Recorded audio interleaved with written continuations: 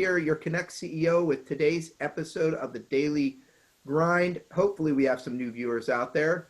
If you've been with us before, you know the drill. We started this show as a weekly effort to talk about Connect's 2020, and events overtook that show, and we turned this into a daily, few-minute interview with FM industry experts and stakeholders, and we have a great one today, and I'll introduce him in a moment.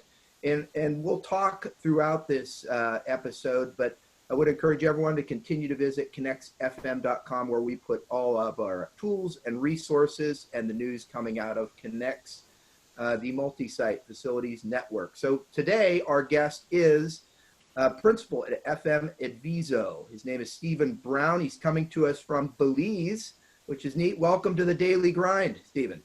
Thank you so much. I appreciate the opportunity to be here. And just real quickly for our audience, I'm sure there are people out there who know you and know what you do, but just let those who don't know what you do and what FM-adviso does for the industry. FM-adviso is a privately held consulting and training business that's focused on facility management, operations, disaster recovery, business continuity, and also business analytics as relates to facility management. Sounds like you're currently a busy guy and are going to be a very busy guy in the months and weeks and months ahead. So we're talking COVID-19. We're talking, well, on the Daily Grind, last week we focused on dark stores, this week a little more on compliance. How about we kick this off talking about one of the unique aspects of this pandemic was the speed at which it overtook our facilities and our industry. What are your thoughts on how to confront that? I guess we're already in the storm, but what are your thoughts on dealing with it now that we're dealing with the pandemic and all these closures?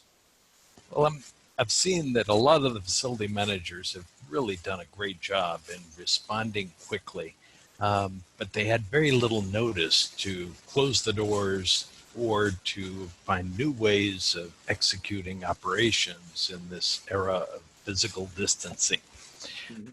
Because they didn't have a quick chance to close up, it's likely that some things got forgotten. So first suggestion I'm going to impart is that the facility managers need to convene their supervisors, their contractors, and do a video review of what they did versus what they didn't do, and take a look at how they can ensure their facilities are best protected.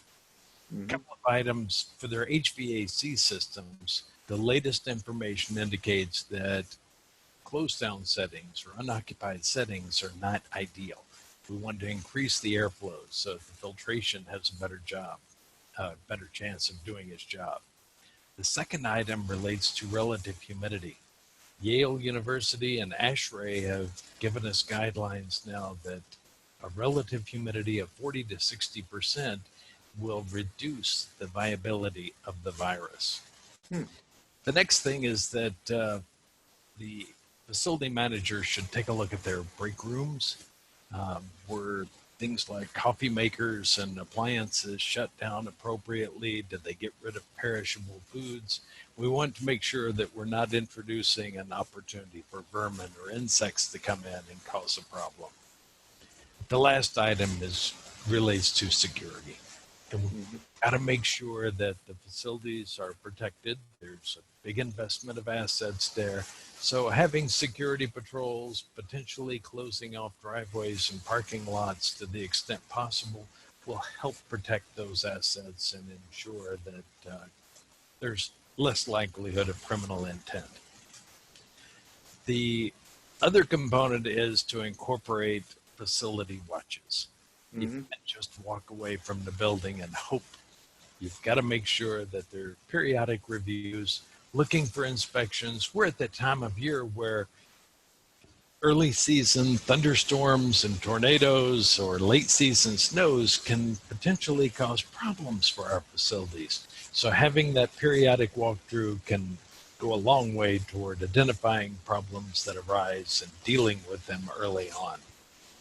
Wow. So if the facility managers create checklists and delegate these assignments, then it's going to make their facility a lot more robust and able to withstand this extended period of unoccupancy.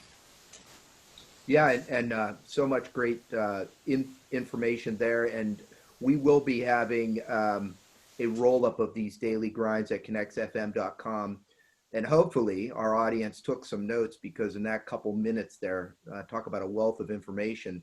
But one of the things that we talked about before the show, maybe you could expound a little bit on, it will be enormously important for our FMs and the FM industry to capture the lessons learned from this. So the next time, perhaps we aren't caught as flat-footed when the next, whatever it is, or the next wave of this pandemic. So what are your thoughts on capturing those lessons learned now that maybe someone has a little bit of time to step back and say, okay, this is what we need to do when the next wave comes, or the next pandemic, or the next crisis hits? Absolutely. You make an excellent point there. At the beginning of the webinar that I released a couple of weeks ago, I had mentioned that most organizations likely did not have a pandemic plan in their business continuity scheme. So again, the guys have done a great job in responding, but now we've got to learn from these lessons.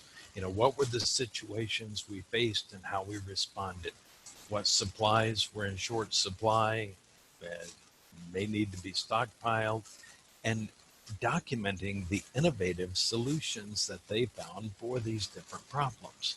You know, all of this will help the organization respond faster and with a greater resilience for future incidents, regardless if it's fire, flood, pandemic, as you say, the different components that can cause disruption to a business. The facility manager is key to the solution. So documenting, learning from the omissions, and learning from the successes. Both are important. Thanks so much, Stephen. So much great info there. And thanks to our audience who joined us today. And we are here every day, 1 Central, same link, same time, with episodes of the Daily Grind. And as I've mentioned a couple times during this interview too, at connectsfm.com, our coronavirus tools and resources section, there's news up there. We also go through the tools and resources that you need and prioritize. There's tons of information out there, but through Connects, you're going to get things that are targeted to the FM and the FM industry. So that's a Daily Grind for today. Thank you for joining us, and we'll see you tomorrow.